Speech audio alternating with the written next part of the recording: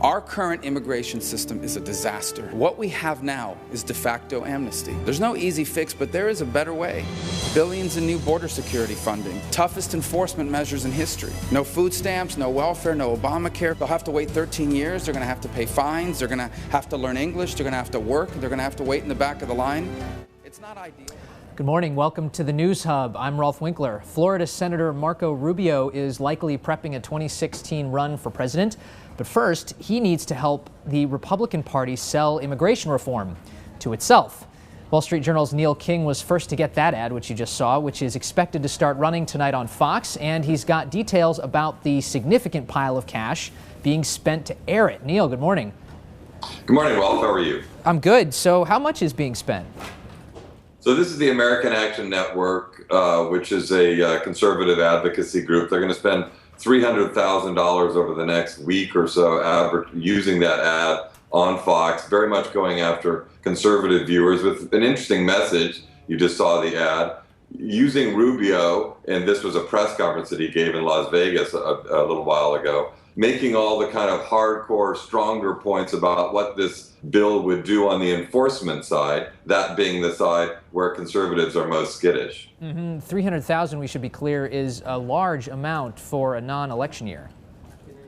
Yeah, it's a pretty big amount right now, and I think pretty much the biggest amount that anybody has come out with so far on this immigration fight, which of course is really just starting in earnest now. And there actually are a lot of deep-pocketed Republicans you can see sort of fighting almost for the soul of the party with the conservative base here that are promoting immigration reform?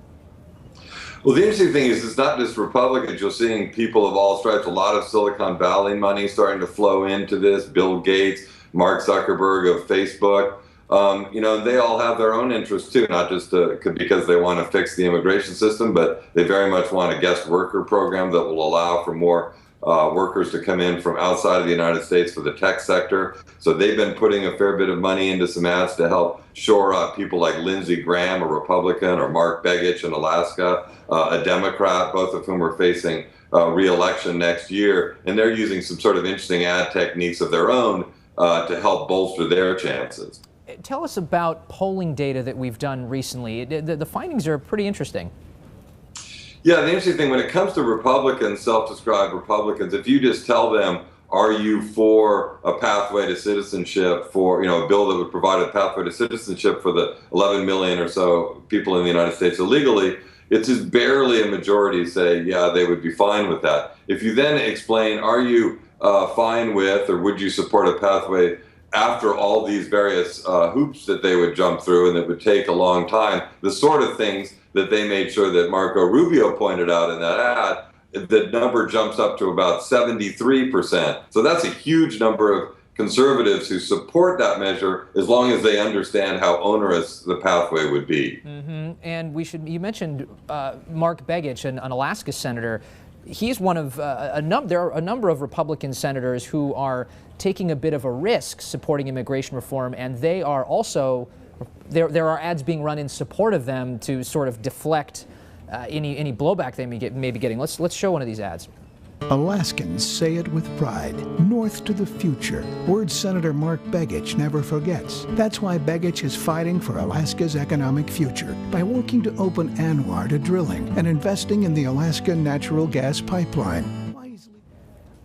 Those opposed, I mean, what's their response when you point out that you're getting more support, the polling data that you mentioned, that there is support inside the Republican Party for some of these reforms? What do opponents say in response? It's very much the dynamic that's going on now, particularly within the Republican Party, where there are a lot of House members in particular who represent districts that aren't necessarily all that representative, maybe even of the Republican Party when you poll nationally like this. So they're living in a different environment, somewhat different strains going on there, and they're playing in a way to a different constituency, also with a different concern that they have about opening themselves up to a possible primary challenger from within their own party who's going to take a more kind of hardline view, if they were to actually anyway, leaving themselves vulnerable on that side. And that's very much the dynamic that the Republicans are having to deal with now, particularly on the House. And there's a lot of skepticism about how well this measure that's now been put forward in the Senate could fare in the House. Just lastly, Neil, what are the chances we get immigration reform this year?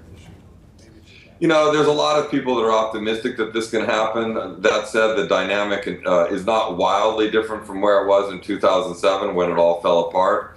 The one real difference is that senior people within the Republican Party, people like Marco Rubio and a lot of other folks of that caliber are looking back at the election saying, wow, you know, we need to change our posture or we could have real troubles as a party. I think the determining factor is going to be whether that line of thinking holds out within the party and moves enough of the votes, particularly in the House. Okay. So it's better than 2007. We don't know how much better. Okay, Neil King, thanks so much for joining us from Washington this morning.